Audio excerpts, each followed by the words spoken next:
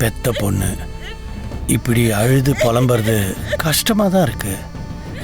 பரவாயில்ல, நினச்சது நடக்கணும்னா இந்த மாதிரி சின்ன சின்ன சிரமங்களை சகிச்சுக்கிறது தப்பே இல்லை. எல்லாம் இந்த கல்யாணம் நடக்கிற வரைக்கும் தானே. கல்யாணம் மட்டும் சீக்கிரம் நடந்துட்டா போதும். இங்க பாரு, அதுக்கு வாய்ப்பே இல்ல. என்ன விளையாடுறியா நீ? உன்னை தாண்டி கேக்குறேன். இப்ப எதுக்கு நீ கல்யாணத்துக்கு வரமாட்டேன்னு சொல்ற? நமக்குள்ள என்ன ஒப்பந்தம் இருக்குன்னு ஞாபகம் இருக்குல்ல உனக்கு? இங்க பாரு, இப்ப நீ கல்யாணத்துக்கு வரல, நான் எழுதி தரேன், உன் கல்யாணத்துக்கு நான் வரவே மாட்டேன், பாத்துக்கோ. சொன்னா புரிஞ்சுக்கோ ஈஸ்வரி, அப்பாவுக்கு முடியல, அதனாலதான் நான் வர முடியாதுன்னு சொல்றேன்.